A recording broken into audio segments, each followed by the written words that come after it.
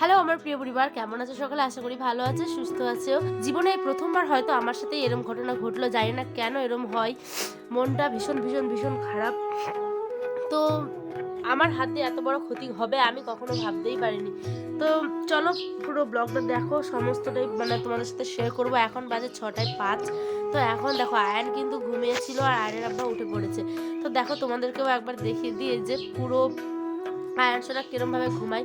এই যে উপুর হয়ে ঘুমানোটা না, ওর বাবার কাছ থেকে ওর পাওয়া।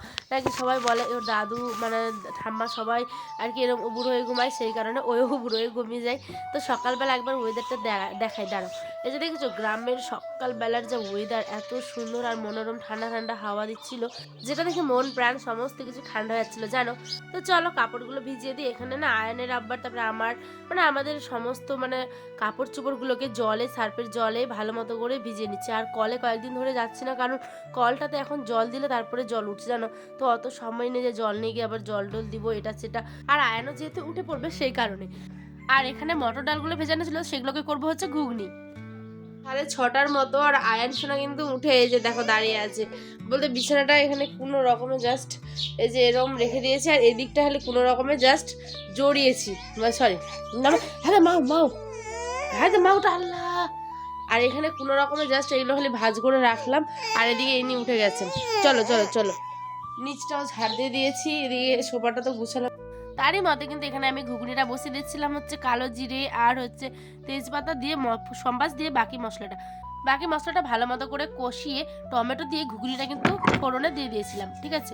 তার মধ্যে এই যে বাড়ির বাইরেটা এসে একটু হাঁটাহাঁটি করছিলাম, তারই মধ্যে দেখি বেটির সাথে দেখা। কি করছেন? তোমার কাল থাকবেন বলেন তো পারবেন। কি হল গে, পরে গেল যখন মুশকিল হ্যাঁ উঠাচ্ছি তোকে। সব জিনিস রাখেন, প্লেট প্লেট সব পছন্দ করে দাও। সত্যি ভালো লাগছে। ইগুলো আনেনি গে, কিবা তোকে তো উঠাতে গে, উঠাচ্ছি তোকে, উঠাচ্ছি গে, তোরা সব উঠছে তো, টেনশন না নিস। ই কিবা তো কোথাও থালিগুলাকে ছেনিগুলো বড় বাচ্চা দিলেন, ওগুলা স্টিলের গুলা মোর এখন লাগলে দেখা যাবে। হ্যাঁ ঠিক আছে, ভালো ভালো জিনিস তো। মানে ব্যাপারটা এবার আপনাদের বুঝিয়ে বলি। ওই যে দাদা ভাই দেখছিলেন, সে কিন্তু রাস্তা দিয়ে যাচ্ছিল, আর আমি যেহেতু ক্যামেরা করছিলাম, তো দেখি রাস্তা দিয়ে যাওয়ার সময় দাদা ভাই বলছে ছবি তুলো। মানে গ্রামের সহজ সাদা মানুষ যেমন হয়, ও মানে খুব খুব খুব খুশি হয়ে গেছিলো, সেই কারণে আবার ওনারও ভিডিও নিচ্ছিলাম, ওনার জিনিসগুলো উনি দেখাতে বলছিলেন সেই কারণে। তো আমাদের গ্রামের নিত্য প্রয়োজনীয় জিনিসগুলো কিন্তু এরমভাবে বিক্রি করতে আসে। তো চলো ওগুলো তো হয়ে গেছে দেখা। তারপরে বাড়িতে এসে বসিয়ে দিয়েছি হচ্ছে গিয়ে ডাঁটা আর ডাল আলু একসাথে প্রেসারে সেদ্ধ করতে। আর আয়নের কাণ্ড দেখলে, আয়ন কিন্তু পুরো টমেটোটা নষ্ট করে দিল। তারই মধ্যে এই যে আজকে করবো ডিমের তেলানি মানে খাওয়ার জন্য আর কি, ডিম তেলানি, যেটা আমার শ্বশুরবাড়ির এখানে আমি প্রথম এসে শিখলাম। তো সমস্ত পেঁয়াজগুলোকে দেখলে ভালো মতো করে ভেজে, যেগুলো মাংস মশলা দিয়ে জিরে আদা রসুন বাটা সমস্ত কিছু দিয়ে, এই কাঁচা ডিমগুলোকে এর মধ্যে এরকম ভেঙে দিয়ে দিতে হবে। তারপরে এই যে একটা খন্তার সাহায্যে আর কি ভালো মতো করে নেড়ে নেড়ে বেশ ভালো মতো একদম একটা ঝিরিঝিরি ঝিরিঝিরি যেরকম চাউমিনে হয়ে যায়, ঠিক তেমনই হয়। আর খেতে জানেন মারাত্মক দুর্দান্ত লাগে। তো চল এই যে দেখো পুরো রেসিপিটা কিন্তু এবার আমি রান্না করার পর তোমাদের সাথে শেয়ার করলাম। তো যেমন ঘরোয়া মশলা ওগুলো দিয়েই রান্না করেছি, এমন এক্সট্রা কোনো কিছু নেই। তারপরেই দেখি মনটা এত খারাপ হয়ে গেল না যে কি বলবো। আমার বাড়িতে কয়েকদিন ধরে বেশ এই যে চড়ুই পাখির যাতায়াত, মানে আমার বিয়ের আগে থেকে এই চড়ুই পাখিগুলো এই ঘরটাতে নাকি থাকতো। তো ওরাও তো আমাদের সাথেই আমাদের একজন সঙ্গীরই মতো, সত্যি কথা বলতে। ওদের প্রতিদিন আমরা খাবার দিই, সকাল দুপুর বিকেল, ভাত দিই, কোনো সময় মুড়ি দিই, যেটা আমরা খাই সে অবশিষ্টটা আবার ওরাও খায়।